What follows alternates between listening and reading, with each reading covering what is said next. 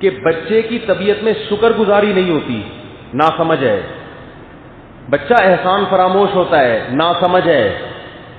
اگر آپ نے بچوں پر احسانات کرنا شروع کر دی، اپنی ویلیو ختم کر دی، تو یہ مت سمجھیں کہ بچہ یہ سمجھے گا میرا باپ اتنا اچھا.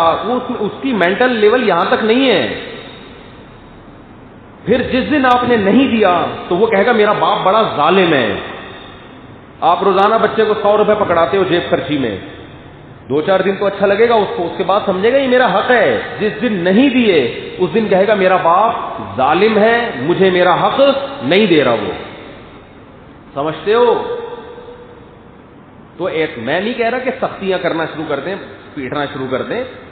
اعتدال سے، تمیز سے، عزت بھی دیں، لیکن اس کو یہ باور کرائیں کہ باپ کون ہے؟ میں ہوں. اور اپنی بیگم کو بھی بتا دیں کہ بیگم جب کھانا لگایا کرو تو پہلے بچوں کے باپ کو پوچھا کرو، اس کے بعد بچوں کی تربیت کے لیے، تاکہ بچوں کو یہ احساس ہو کہ پہلے والد محترم کھانا کھائیں گے، اس کے بعد آپ. ساتھ بھی بیٹھ کے اگر کھا رہے ہیں تو پہلے ابا شروع کریں گے، ابا پہلے کوفتے نکالیں گے یا کھنڈیاں یا بڑیاں نکالیں گے اپنی پلیٹ میں. اس کے بعد اگر بچوں نے پہلے شروع کر دیا تو ماں کو چاہیے بچوں کو سمجھائیں بیٹا ابو سے پہلے نہیں کھاتے، بے ادبی ہوتی ہے. بڑوں کی کیا ہوتی ہے؟ بولتے کیوں نہیں؟ بے ادبی. اور ابا کو چاہیے کہ وہ بچوں کو کا ادب سکھائے، بیٹا امی پہلے نکالیں گی اس کے بعد آپ کھاؤ. لیکن اماں عام طور پہ بیچاری کچن میں ہوتی ہے، وہ تو کھلا